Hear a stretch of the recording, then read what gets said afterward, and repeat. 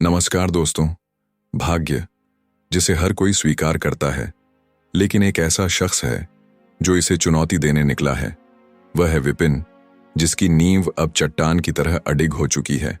अब उसकी राह उसे ले जा रही है अराजक मूल क्षेत्र की ओर, जहां 4 महान प्राचीन परिवार पहरा दे रहे हैं। क्या वह इन प्राचीन शक्तियों को झुका पाएगा, या फिर उसका नाम भी केवल इतिहास के पन्नों में खो जाएगा? दोस्तों, यह है डिवाइन 02 वाइपिन्स डेस्टिनी चैलेंज एपिसोड की नई शुरुआत। धीरे धीरे विपिन खड़ा हुआ। उसकी सांसों से अभी भी भाग्य मूल शक्ति की लहरें टकरा रही थीं। साधना का स्तर भले ही एक कदम भी आगे ना बढ़ा हो, लेकिन उसके भीतर जो नींव बनी थी वह अब किसी पर्वत से भी अडिग थी। अब चाहे सामने बुद्ध खड़ा हो या फिर स्वयं दानवराज, विपिन बिना किसी हिचक उन्हें चुटकियों में मिटा सकता था। उसके चेहरे पर एक हल्की मुस्कान उभरी, मुस्कान जो भीतर छुपी ताकत और आत्मविश्वास को दर्शाती थी। वह बोला, धन्यवाद। सभी की नजरें उस पर थीं, शैलेंद्र उपाध्याय और पहरे पर खड़े लोग, जिनकी रूह तक कांप रही थी। और तभी आकाश थरथरा उठा, मानो कोई दैवी शक्ति उतर आई हो। जुआन युआन युद्ध रथ अचानक प्रकट हुआ। विपिन ने शांत स्वर में कहा, हमारे बीच की शिकायतें अब खत्म। यदि भविष्य में कोई तुम्हें छेड़े तो मुझे पुकारना, मैं आऊंगा। इतना कहकर वह युद्ध रथ गर्जना करता हुआ आकाश में गुम हो गया। सिर्फ रह गई उसकी उपस्थिति की गूंज। पीछे खड़े तीनों एल्डर्स, मनु, धन और अग्नि, एक दूसरे को देख रहे थे। उनकी आंखों में भय और राहत दोनों थे। यह विपिन, या कहो विराट, वह वैसा निर्दयी नहीं है जैसा कथाओं में कहा जाता है। उनकी थरथराती आवाज ने सन्नाटा तोड़ा। वे सोच रहे थे, अगर यह व्यक्ति सचमुच चाहता तो अभी अभी उन्हें धूल में मिला सकता था, पर उसने ऐसा नहीं किया, बल्कि उन्हें संरक्षण देने का वादा किया। इसका मतलब था, आज से वे सभी एक ऐसे गुरु के संरक्षण में आ गए थे जो स्वयं बुद्ध से भी आगे निकल चुका था। उनकी रूह में एक ठंडक उतर आई। भय अब आस्था में बदल चुका था। इसी बीच एडम हाई ने गहरी सांस लेते हुए कहा, आज हम सब गलत थे। अब से तुम वानशियांग गेट के प्रवक्ता हो। हम तीनों तुम्हारे हर निर्णय का समर्थन करेंगे। उनके शब्द सुनकर एडम हाई हिल गया। उसके कंधों पर अचानक बोझ आ गिरा। इतनी बड़ी जिम्मेदारी, इतनी बड़ी शक्ति वह कभी सोच भी नहीं सकता था। पर बुजुर्गों की आंखों में एक ही भाव था, अगर विपिन युग का सम्राट बनेगा तो वानशियांग गेट उसका मित्र बनकर जिएगा। और तभी भारी कदमों की आहट गूंजी। ग्रैंड एल्डर चेतन दौड़ते हुए आए, झुककर बोले, गुरुवर, समाचार है। विपिन के शिष्यों ने दक्षिणी सागर में एक अकादमी बनाई है। नाम है प्रसिद्ध गुरु शिष्य अकादमी। कमरा गूंज उठा। अकादमी, छात्रों की भर्ती। एडम हाई की आंखें फैल गईं। चेतन बोला, हां, और वहां भावनाओं की नियति सिखाई जा रही है। एक ऐसी नियति जो हर अन्य नियति के साथ संगत है। मतलब, चाहे आप किस्मत की किसी भी राह पर हों, आप इसे साथ साथ साध सकते हैं। शब्द गिरे और सभी का दिल कांप उठा। 2 नियतियां साथ साथ, यह तो असंभव था। तीनों बुजुर्गों की सांसें तेज हो गईं। उनकी आंखों में भय अब लालच में बदल चुका था। एल्डर मनु हंसते हुए बोला, एडम हाय, तुम यहां देख लेना। मैं शिष्य बनकर अकादमी लौट रहा हूं। फायर एल्डर और धन एल्डर भी एक ही क्षण में वहां से गायब हो गए। एडम हाय वहीं खड़ा रह गया। उसके मन में एक ही विचार था, यह विपिन अब सिर्फ एक नाम नहीं, यह वह चिंगारी है जो आने वाले युग को आग बना देगी। यह शैलेंद्र उपाध्याय और एडम हाय एक दूसरे की ओर देखते ही बस खामोश रह गए। दोनों की आंखों में वही सवाल था, क्या सचमुच इतिहास बदलने वाला है? एडम हाई ने गहरी सांस लेते हुए आदेश दिया, विपिन उर्फ विराट के शिष्य ने जो शिक्षा शुरू की है, उसकी खबर तुरंत स्रोत दुनिया के हर कोने तक पहुंचे। वानशियांग गेट का नाम इसी काम के लिए है। अब इसे पूरा करो। ग्रैंड एल्डर चेतन ने सिर झुकाया और बिना एक पल गंवाए बाहर निकल गए। उस पल एडम हाई की आंखें अंधेरे में गहरी चमक रही थीं। वह धीरे से बुदबुदाए, एक नई शक्ति जन्म ले चुकी है। एक ऐसी शक्ति जो त्यानली साम्राज्य को भी चुनौती दे सकती है। और सच भी यही था। जैसे ही ये खबर फैली, जैसे ही यह आग की तरह फैलने लगी, अनगिनत साधक, अनगिनत परिवार और गुप्त संगठन लालच से कांप उठे।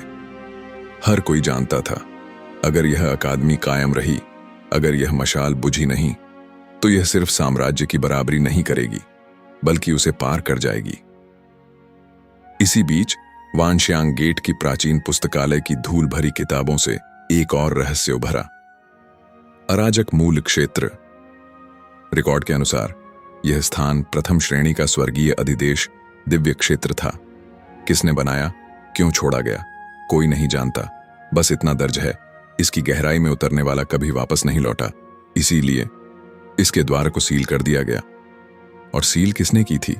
4 महान प्राचीन परिवारों ने। नीला ड्रैगन परिवार, जिनके पास विकास की शक्ति थी। उनका जादू हर जगह जीवन उगाता था। पेड़ पौधे, यहां तक कि सूखी रेत में भी हरा सैनिक जन्म ले लेता था। श्वेत बाघ परिवार, जो वध की शक्ति का मालिक था। उनकी तलवारें रक्त से प्यास बुझाती, उनकी गर्जना से पर्वत कांपते और आकाश फट जाता। सिंदूरी पक्षी परिवार, जो जलाने की शक्ति संभालते थे। उनके पंखों से उठती अग्नि न सिर्फ शत्रु को राख बनाती, बल्कि पापों को भस्म करके लाल कमल जन्म देती। और अंत में काला कछुआ परिवार, जिनके पास सील करने की ताकत थी। उनका खोल, उनका काला जल समय और स्थान को जकड़ देता। उनके सामने सबसे भयानक शक्ति भी कैद हो जाती। इन्हीं 4 परिवारों के हाथों में था 4 प्रतीकों वाली विश्व दमनकारी मुहर। यही मुहर अराजक मूल क्षेत्र के द्वार को दबाए रखती थी। बिना उनके आदेश के प्रवेश करना असंभव था। उसी समय दूर शून्य क्षेत्र में जुआन युआन युद्ध रथ हवा में तैर रहा था। उसके भीतर बैठा था विपिन उर्फ विराट। उसकी आंखें बंद थीं, पर उसके भीतर गड़गड़ाहट थी। वह वानश्यांग गेट की पुस्तकों से मिला हर एक रहस्य आत्मसात कर रहा था। जैसे जैसे शब्द उसके मन में उतरते गए, वैसे वैसे उसकी समझ गहरी होती गई।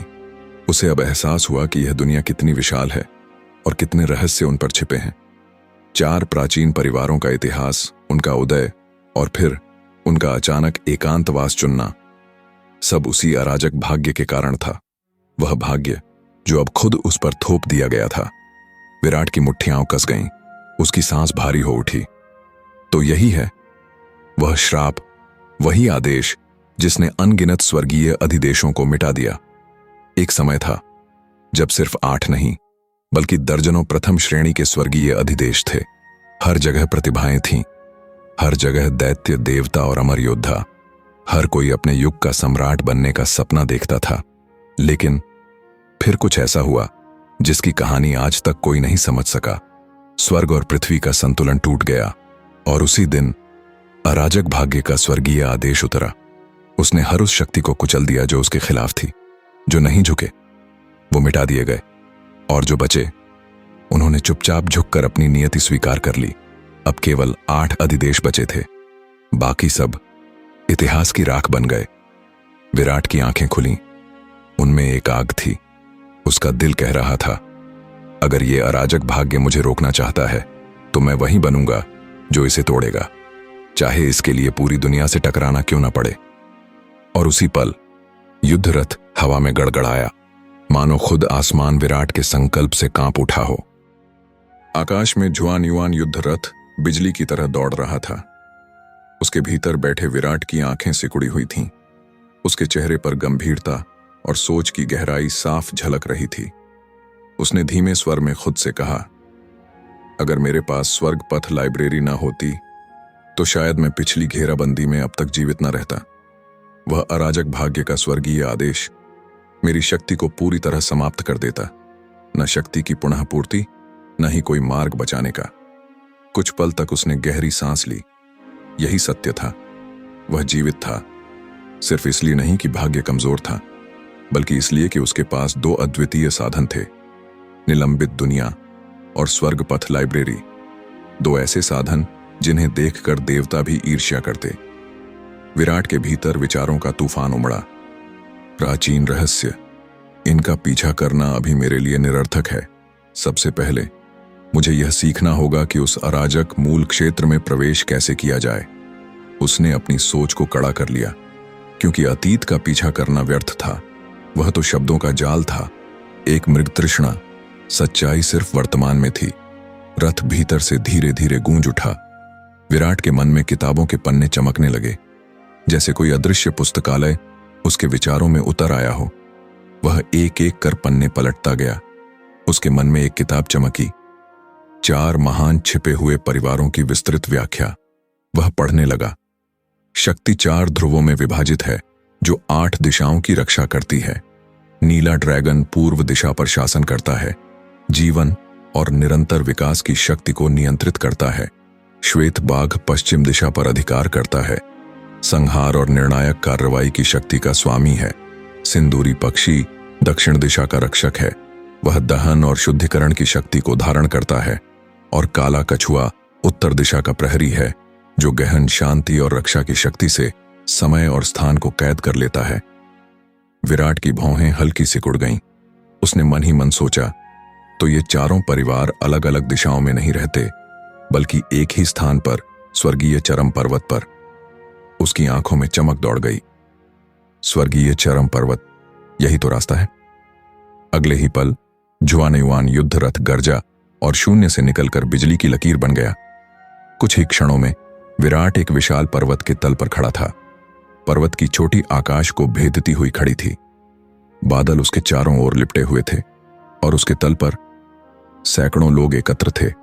कुछ ध्यानमग्न बैठे थे, कुछ आपस में चर्चा कर रहे थे और कुछ तो बस खाली निगाहों से पहाड़ को निहार रहे थे। यह दृश्य देखकर विराट के भीतर उत्सुकता जाग उठी, लेकिन उसकी नजर तुरंत उस रास्ते पर गई, एक पत्थरों से बनी संकरी सीढ़ी जो ऊपर ऊपर सीधा स्वर्ग तक जाती दिख रही थी। भीड़ में अचानक हलचल मची। एक युवक आगे आया। उसके चेहरे पर दृढ़ संकल्प झलक रहा था।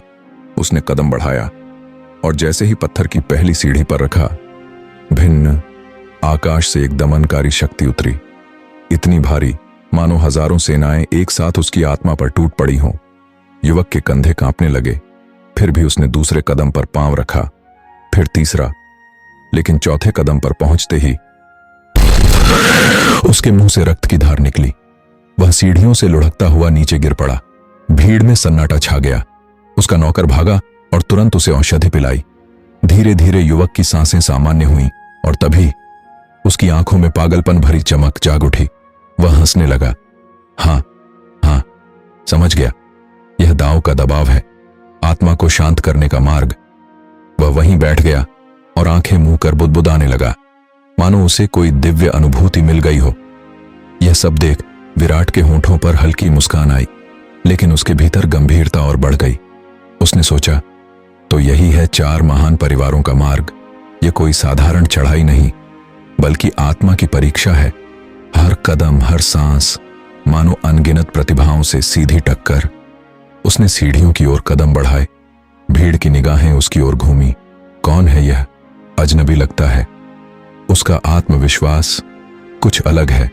लोग आपस में कानाफूसी करने लगे, लेकिन विराट ने किसी की परवाह नहीं की। उसने सीढ़ी की पहली पायदान पर कदम रखा। अचानक पूरा वातावरण बदल गया। आकाश गड़गड़ाया।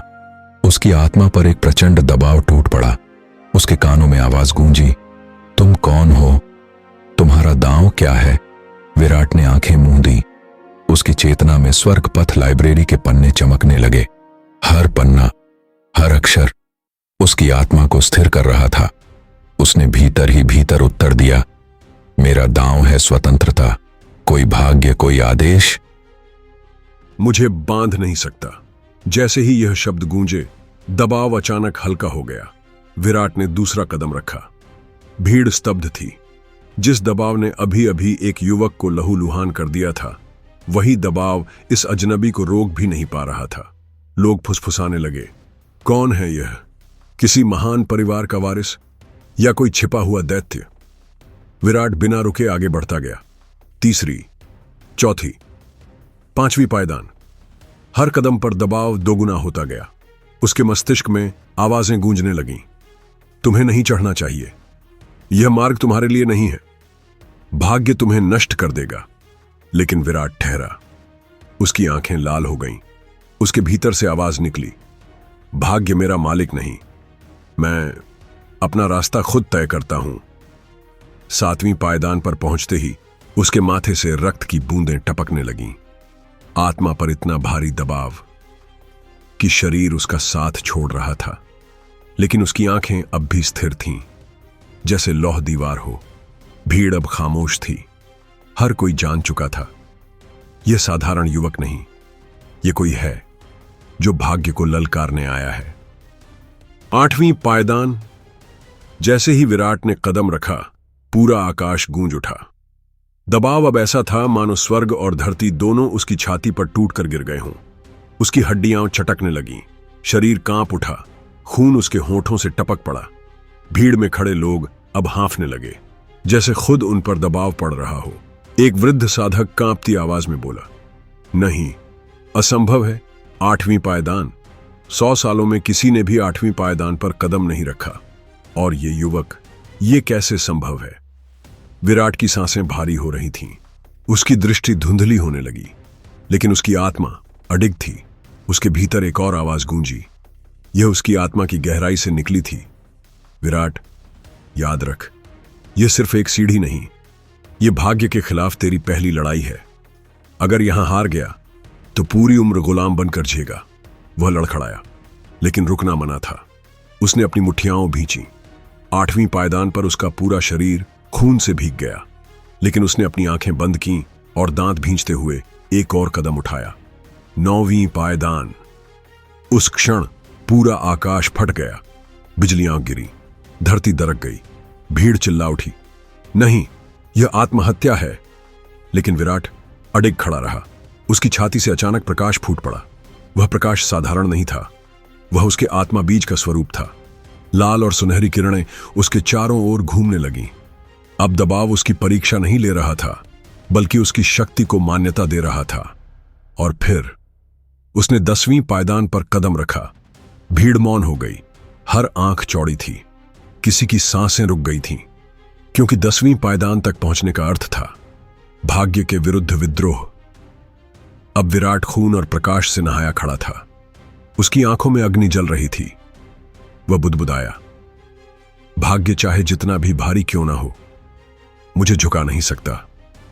और यहीं से उसकी असली यात्रा शुरू होती है, क्योंकि 10वीं पायदान पार करना सिर्फ एक शुरुआत है। अब उसे उस अज्ञात द्वार से गुजरना होगा जहां उसके इंतजार में है अराजक दर्पण और भाग्य का शाप। कहानी वहीं से आगे बढ़ती है। 4 महान प्राचीन परिवारों द्वारा पहाड़ी रास्ते पर छोड़े गए दांव का दबाव। दिखने में मानो आत्मा को शांत करने का मार्ग हो, लेकिन वास्तव में यह आग से खेलना था। जैसे कोई अपने सिर पर हथौड़ा मारकर लोहे के सिर वाला कूंग फूसा दे। भीड़ के सामने एक युवक कांपते कदमों से चढ़ रहा था। हर कदम पर उसका शरीर टूट रहा था, और अचानक खून की धार उसके मुंह से निकली। भीड़ हाँफी। युवक छटपटाया और जोर से जमीन पर गिर पड़ा। किसी नौकर ने दौड़कर दवा खिलाई, तब जाकर उसकी सांस लौटी। लोग कानाफूसी करने लगे। देखा, यही है इस पहाड़ का असली रूप। यहां कदम रखने वाले ज्यादातर बच नहीं पाते। सस्पेंस भरा पॉज। अभी लोग इस दृश्य को पचा ही रहे थे कि एक और साधक आगे बढ़ा। हा, अब मेरी बारी है। उसने घमंड से हंसते हुए पत्थर की सीढ़ियों पर कदम रखा, लेकिन तीसरे ही कदम पर दबाव बिजली बनकर उसकी आत्मा पर गिरा। उसकी आंखें उलट गईं, खून की धार फूट पड़ी। वह जमीन पर गिर पड़ा और बुरी तरह छटपटाने लगा। लेकिन इस बार कोई नौकर उसकी मदद के लिए नहीं आया। कुछ ही देर में उसके मुंह से झाग निकल आया, आंखें उलट गईं और शरीर स्थिर हो गया। भीड़ ठंडी सांस खींची।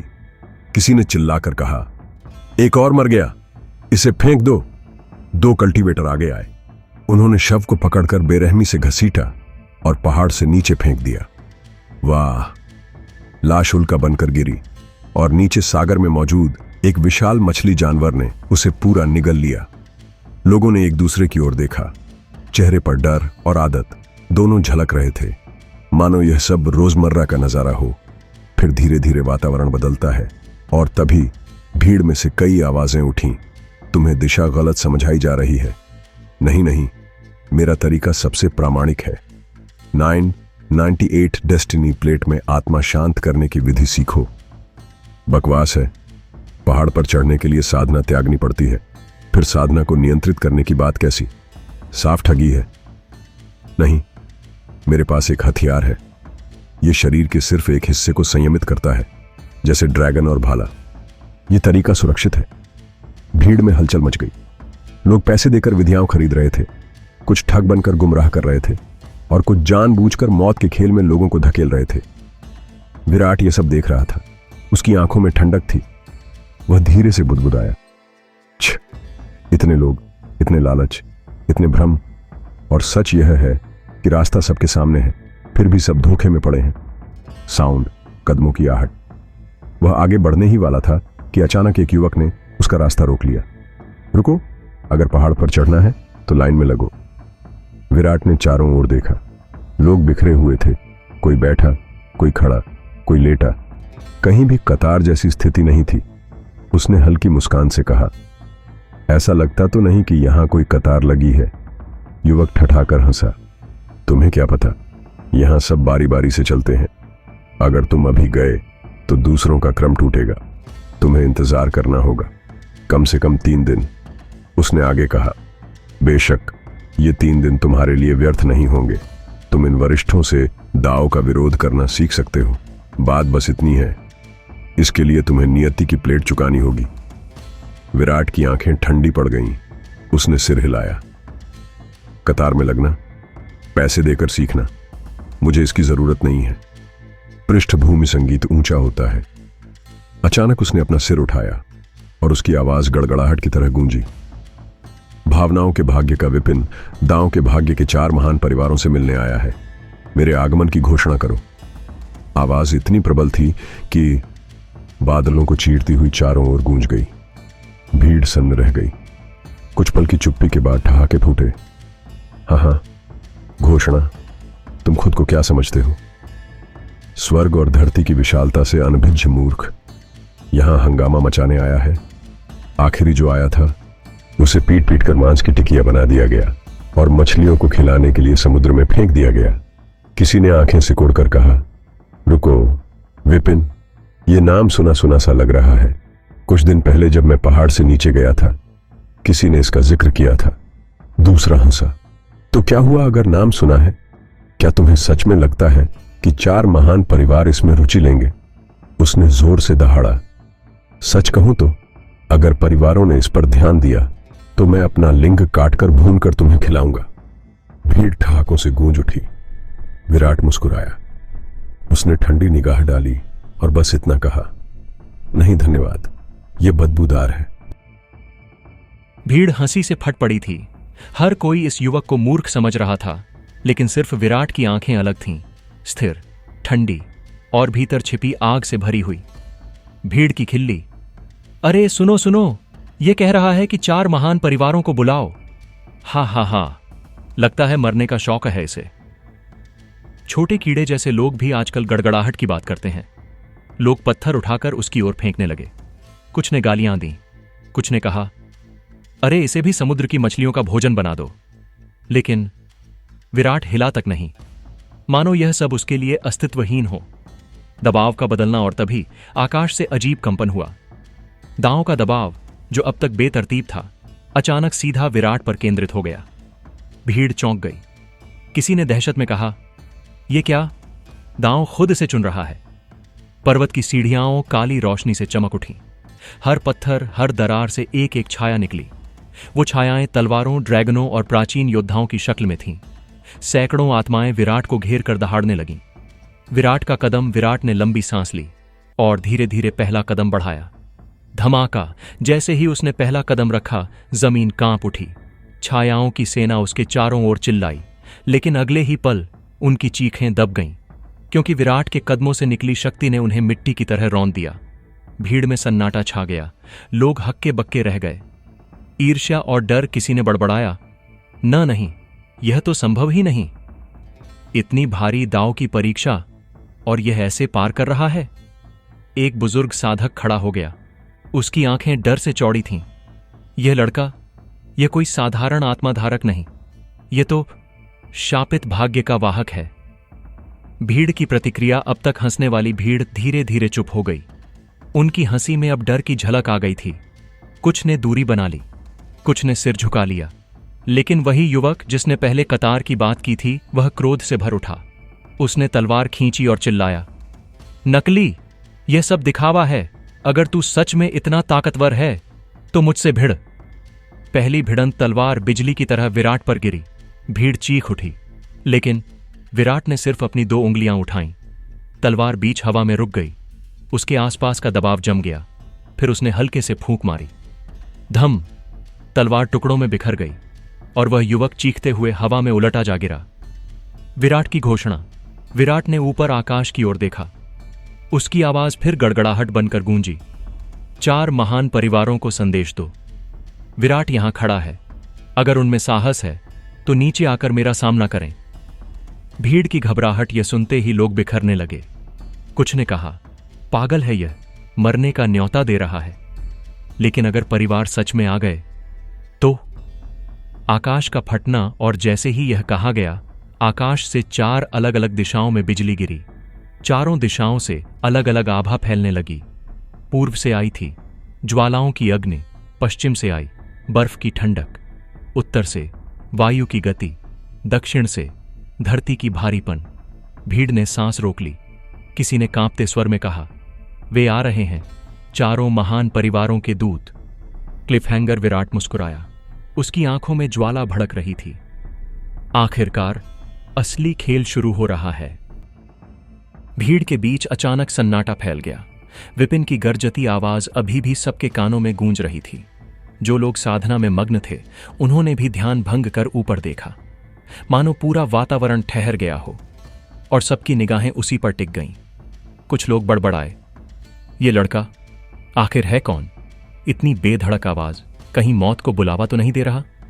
कई नए साधक जो अभी 3-4 महीने पहले ही यहां आए थे, वे और भी घबरा गए, क्योंकि उन्हें नीचे पहाड़ की घटनाओं का कोई अंदाजा ही नहीं था। एक युवा मार्शल आर्टिस्ट उसके पास आया, आंखें चौड़ी और सांसें तेज। पागल हो क्या? यहां हर कोई अपनी आत्मा की आभा से जूझ रहा है और तुम यूं चिल्ला रहे हो। अगर परिवारों ने सुन लिया तो समझो यही अंत है।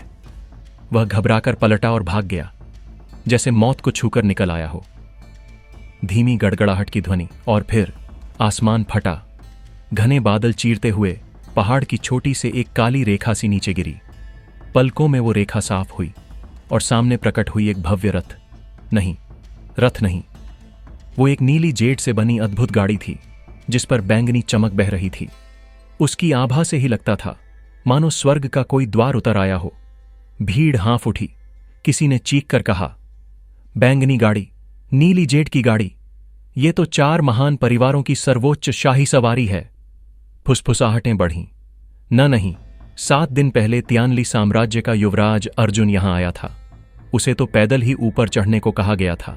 तो फिर ये गाड़ी किसके लिए आई है? कहीं कोई सम्राट स्तर का व्यक्ति तो नहीं? फ्लोटिंग लाइफ ग्रेट सम्राट या साइरस? भय और आश्चर्य से सबकी आंखें फैल गईं। संगीत में तनाव। गाड़ी रुकी। उससे उतरा सुनहरे कवच में लिपटा एक रक्षक, लंबा भाला हाथ में, चेहरा कठोर। उसने झुककर मुट्ठियां भींची और बोला, जूनियर, वयस्क विपिन को प्रणाम करता है। 4 महान परिवारों के मुखिया स्वयं स्वागत नहीं कर पाए। उन्होंने मुझे विशेष रूप से भेजा है। कृपया वयस्क गाड़ी में पधारें। भीड़ स्तब्ध। वह वयस्क? ये युवक? विपिन मुस्कुराया। उसने बस एक हल्का कदम बढ़ाया और क्षण भर में शून्य क्षेत्र लांघकर सीधे गाड़ी में बैठ गया। गाड़ी बादलों को चीरती हुई ऊपर उठ गई। भीड़ में खलबली मच गई। ये सचमुच लेने आए थे उसे? तो ये है विराट, जिसे सब जोकर समझ रहे थे। हाय भगवान, मैंने अभी इससे बात की थी। कुछ चेहरे डर से पीले हो गए, कुछ ने श्रद्धा से सिर झुका लिया और कुछ हंसी मजाक करने लगे। भाई, तेरा वादा था ना, अब काटना पड़ेगा। मुझे तो लहसुन वाला स्वाद चाहिए। और मुझे उबला हुआ। भीड़ में ठहाके और दहशत का अजीब मिश्रण फैल गया। बादलों के ऊपर का दृश्य, बैंगनी गाड़ी के भीतर विपिन शांत बैठा था। उसके चारों ओर 100 से अधिक सुनहरे कवचधारी रक्षक खड़े थे, हर एक जीवन सागर के 9वें स्तर का महारथी। विपिन ने मन ही मन सोचा, जैसा उम्मीद थी 4 परिवारों की ताकत वाकई अनगिनत है। 100 महारथी, एक पूरा साम्राज्य भी इन्हें झेल न पाए। रक्षक ने मुस्कुराकर कहा, लॉर्ड विपिन, कृपया आगे बढ़ें। फिर अचानक उसने भाला घुमाया और गरज कर बोला, हमला करो। संगीत में धमाका। क्षण भर में 100 रक्षकों ने गाड़ी को घेर लिया। उनकी आभा जुड़कर एक विशाल जाल में बदल गई, मानो पहाड़ टूटकर विपिन पर गिर पड़ा हो। विपिन की आत्मा भी एक क्षण कांप उठी। आभा की शक्ति, उसकी आंखें चमकी, लेकिन अगले ही पल उसके भीतर के 7 भाग्यसागर दीपक जल उठे। हर दीपक से प्रकाश फूटा और वह प्रचंड दबाव पिघलकर पानी की तरह बह गया। विपिन खड़ा हुआ। उसकी उपस्थिति इतनी भारी थी कि स्वयं गाड़ी का वैभव फीका लगने लगा। उसकी आंखों से आभा की तलवारें निकल रही थीं। रक्षक स्तब्ध रह गए। संख्या में 100 से अधिक होने के बावजूद हर कोई कांप रहा था, मानो अपने ही सम्राट को क्रोधित कर दिया हो। स्वर्ण कवचधारी रक्षक ने घबराकर अपनी उंगली काटी। रक्त की बूंद से प्रकाश निकला और गाड़ी पर कछुए के खोल जैसा पैटर्न उभर आया। काला कछुआ परिवार की शक्ति, भीड़ में कोई चिल्लाया। यह मुहर है जो शून्य को भी बांध सकती है। गहरा दबाव छा गया, मानो समय और स्थान जम गए हों। लेकिन विपिन बस मुस्कुराया। दिलचस्प, उसने अपनी बांह उठाई। गर्जना की ध्वनि आकाश गड़गड़ाया और उसकी शक्ति मुहर पर टूट पड़ी। क्या विराट इस मुहर को तोड़ पाएगा, या 4 महान परिवारों का असली इरादा उसे जाल में फंसाना ही था? भीड़ अचानक शांत हो गई। उस गूंजती हुई चीख के साथ ही पूरा वातावरण बदल गया, मानो किसी अदृश्य शक्ति ने चारों ओर की हवा को जकड़ लिया हो। हर दिशा से दबदबा फैल गया। सैनिक जो अभी तक विराट पर टूट पड़ने वाले थे, ठिठक कर रुक गए। धप! भारी कदमों की आहट गूंजी। भीड़ के बीच से रास्ता बनाता हुआ एक लंबा चौड़ा व्यक्ति सामने आया। उसके शरीर पर काले लाल रंग का शाही कवच था और उसकी आंखों में बिजली जैसी चमक। पीठ पर विशालकाय तलवार बंधी हुई थी, इतनी भारी कि उसे देखकर ही कई योद्धाओं की रीढ़ में सिहरन दौड़ गई। लोग फुसफुसाने लगे, ये तो अंधकार सेना का जनरल है। कहां जाता है? उसने अकेले ही 3 राज्यों की सीमाओं को राख में बदल दिया था। जनरल ने विराट की ओर देखा। उसकी आवाज गूंजी, तुमने मेरे 100 से ज्यादा योद्धाओं को घुटनों पर ला दिया और मेरे सबसे ताकतवर गार्ड को मार गिराया। क्या तुम्हें लगता है तुम यहां से जिंदा लौट सकते हो? विराट मुस्कुराया। उसकी आंखों में जरा भी भय नहीं था। धीरे से उसने कहा, मैं यहां लौटने नहीं, जीतने आया हूं। यह सुनकर पूरा मैदान थर्रा उठा। जनरल की तलवार ने हल्की सी गड़गड़ाहट की आवाज निकाली, जैसे वह भी युद्ध के लिए भूखी हो। हवा भारी हो गई। हर साधक महसूस कर रहा था कि आने वाला टकराव साधारण नहीं होगा। विराट ने अपनी मुट्ठियां कस लीं। उसके शरीर से ऊर्जा का ज्वार फूट पड़ा। उसकी आभा मानो आकाश को चीरती हुई ऊपर उठ गई। और यहीं असली युद्ध की शुरुआत हुई।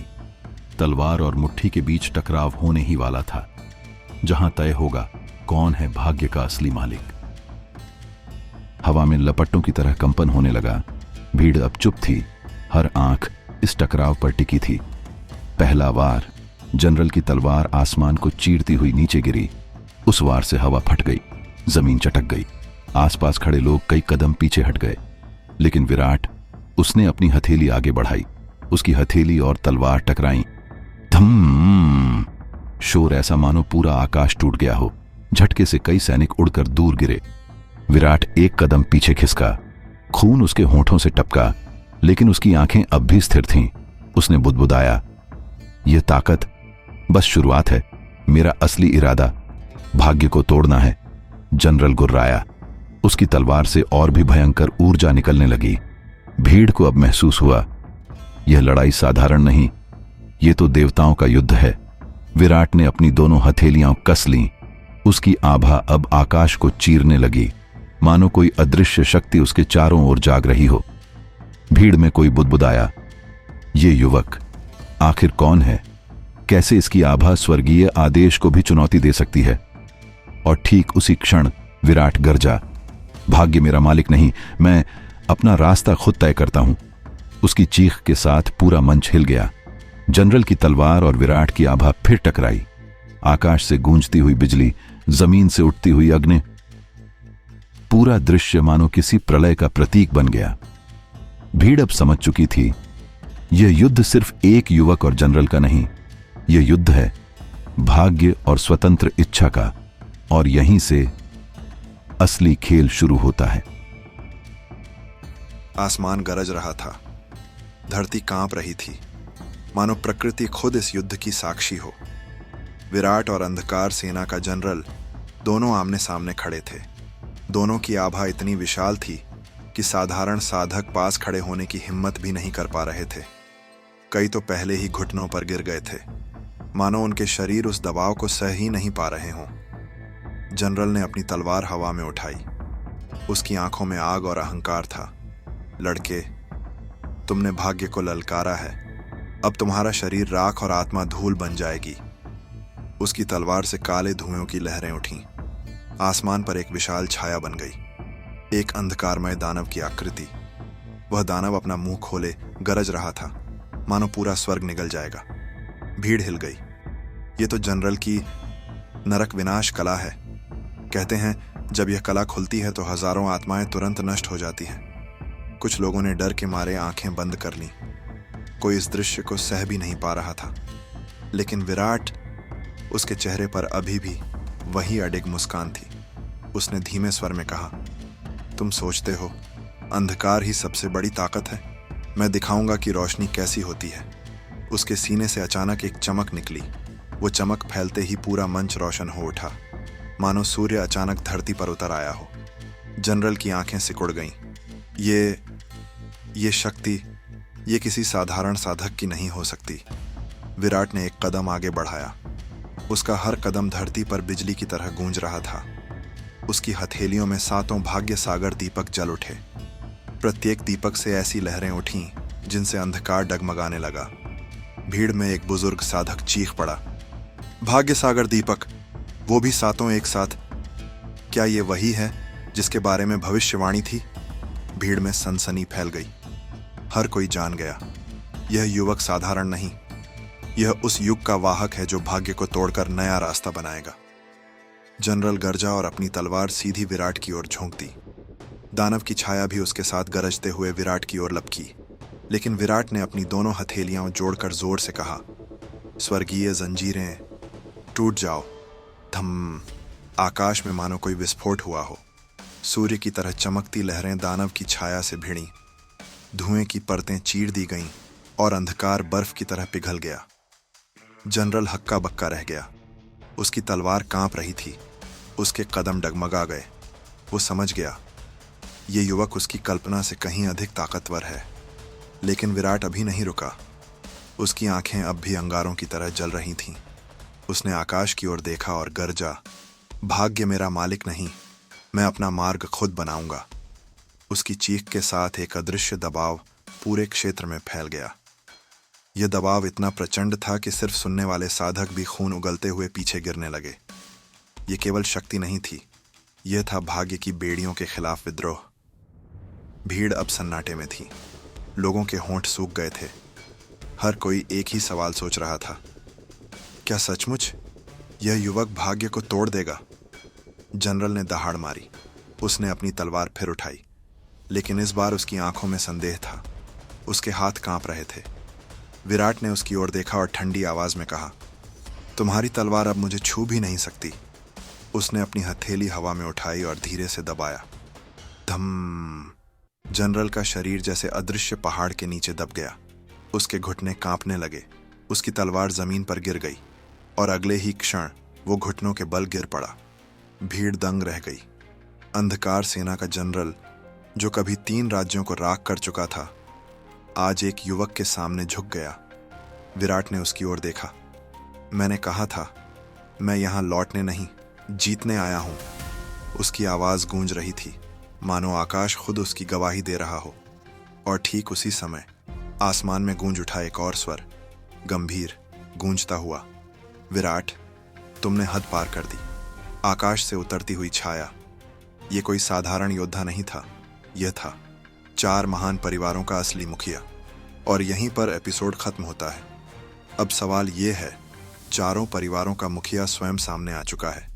क्या विराट उसकी चुनौती झेल पाएगा या उसकी विषाक्त ज्वाला ही उसके पतन का कारण बनेगी। सन्नाटा, पूरा मंच, पूरा आकाश, पूरा साम्राज्य, हर जगह बस एक ही नाम गूंज रहा था, विराट। जनरल घुटनों पर गिर चुका था। भीड़ ने वो दृश्य देखा जो उन्होंने कभी सोचा भी नहीं था। लेकिन तभी आकाश से उतरी वो छाया, चारों महान परिवारों का मुखिया। उसकी उपस्थिति ही इतनी प्रचंड थी कि हवा का हर कण कांप उठा। उसकी आंखों से झलक रही थी ऐसी शक्ति जो युगों से किसी ने देखी नहीं थी, और अब वो शक्ति सीधे विराट की ओर बढ़ रही थी। अपकमिंग एपिसोड टीज अगले एपिसोड में विराट का सामना होगा उस ताकत से जिसे देवताओं ने भी कभी चुनौती देने की हिम्मत नहीं की। क्या 7 भाग्य सागर दीपक उस प्रचंड ज्वाला को रोक पाएंगे, या फिर वो विषाक्त जहर जो विराट के हृदय में पल रहा है अब फट पड़ेगा और उसे भीतर से तोड़ देगा? दोस्तों, असली जंग तो अब शुरू होने वाली है, क्योंकि अगला अध्याय बताएगा कि विराट केवल योद्धा है या भाग्य का तोड़ने वाला वास्तविक विनाशक देव। तो दोस्तों, ये था आज का एपिसोड। अगर आपको कहानी पसंद आई हो तो चैनल को जरूर सब्सक्राइब करें, वीडियो को लाइक करें और अपने दोस्तों के साथ शेयर करना मत भूलें। और याद रखिए, अगले एपिसोड में विराट की टक्कर होगी उस शक्ति से जो भाग्य के नियम लिखती है। क्या वो इस बार भी विजयी होगा या कहानी एक नया मोड़ लेगी? जानने के लिए जुड़िए अगले रोमांचक एपिसोड में। मिलते हैं जल्द ही। Thanks for watching.